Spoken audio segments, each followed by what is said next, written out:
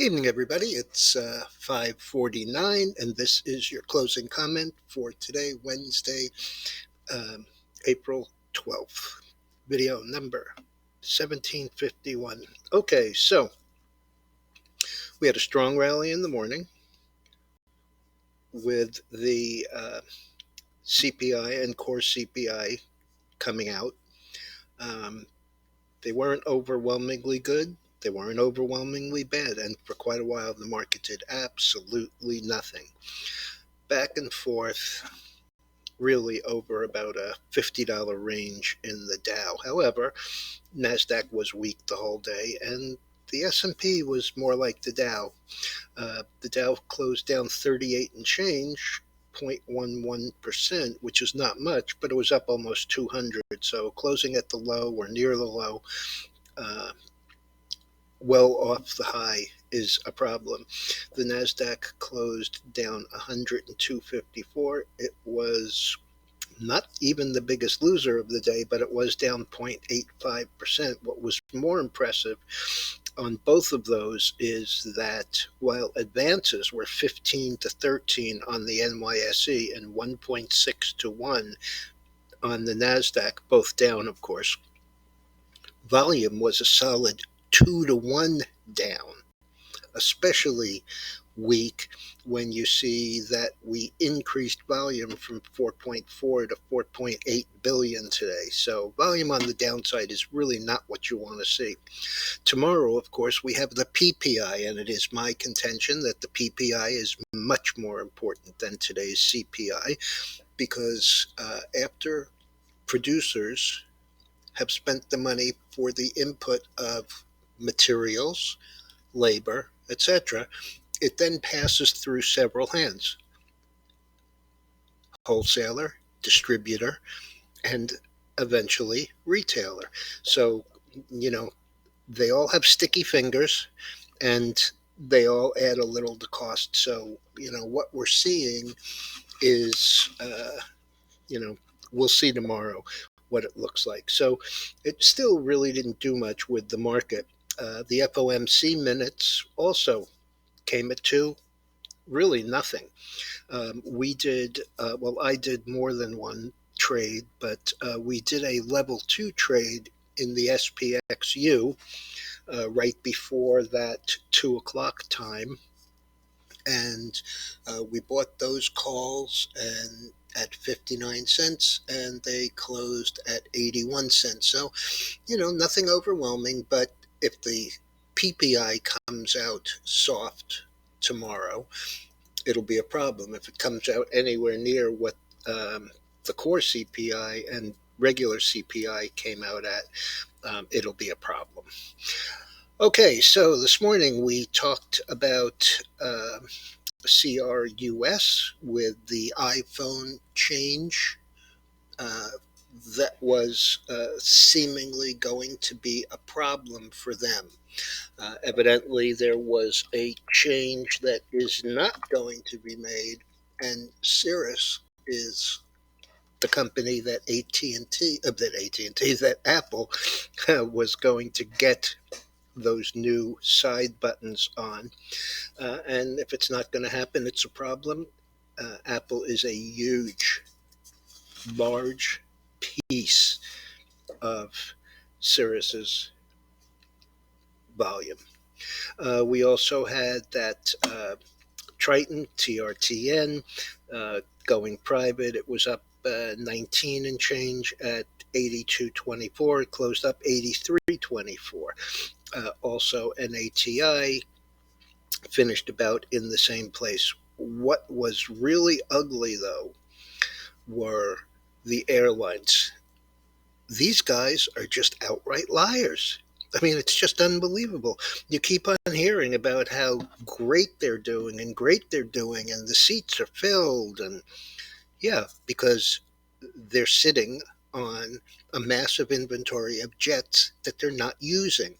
This will only go on so long before the public will actually start to rebel against high prices, crappy service, and being uncomfortable when you travel. So today's problem was American. The stock closed at 13, down $1.32 or 9.2%. By the way, Cirrus, CRUS, this morning when we talked about it, was down at 96.70, down 512. It only got worse during the day. It made a low of 87.90 before rallying back to close 89.28, and that was down 12.54 or 12.3%. And one that I introduced you to last week, GFAI. Um, this is, of course, an AI company, and the stock moved last week when we were talking about it, moved from about 4 to 7, spent 2 days going sideways, moved as high as 21.19 before closing that day at 19.22. 2 days down, all the way back to a low of 8.5. Today, after yesterday's close at 16.49, rallied as high as 34.84. So 16 and change yesterday, almost 35 today, closing at 31.12, up 14.63 or 89%. I'm not going to tell you that you should do one thing or the other with this one, but I will also remind you that for those of you who want sort of an option play, they have warrants, GFAIW, which, last week traded as low as 17 cents. Today traded as high as a buck and closed at 75 cents, up 41 cents, 121%. So you need to check on what the strike is and how long they last and everything. But it is basically an option play. So there you go. All right. Clearly, I am wrong on the oil. Not only did we come out of this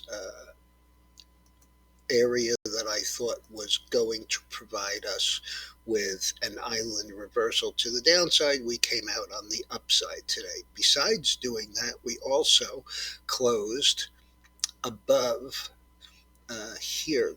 We closed 83.26 today. This is 83.34. These tops are 82.60, I believe, 82.66, 82.64, and 82.48. So we went solidly through that.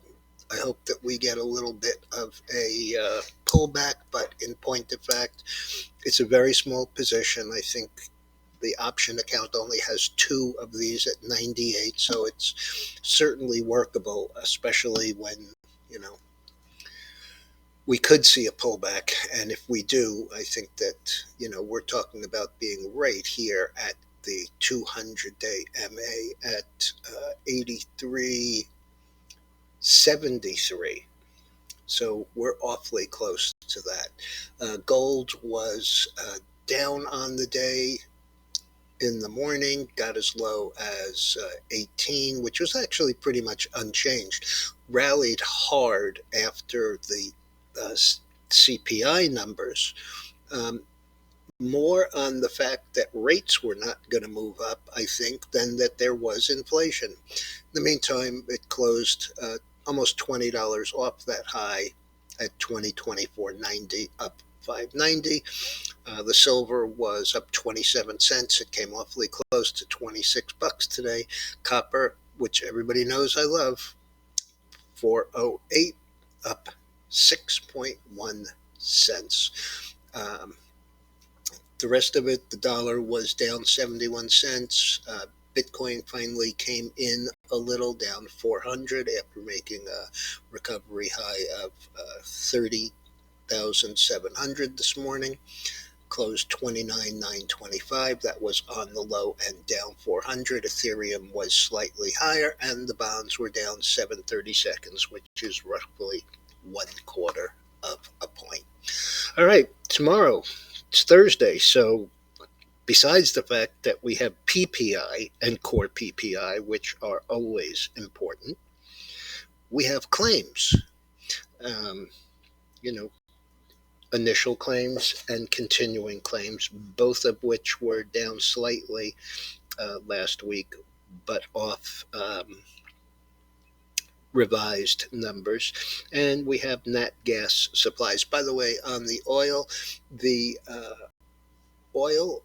inventories today were up less than 600,000 barrels after last week's um, number, which was a draw, a big draw of 3.74 million barrels. So, really not much of a build.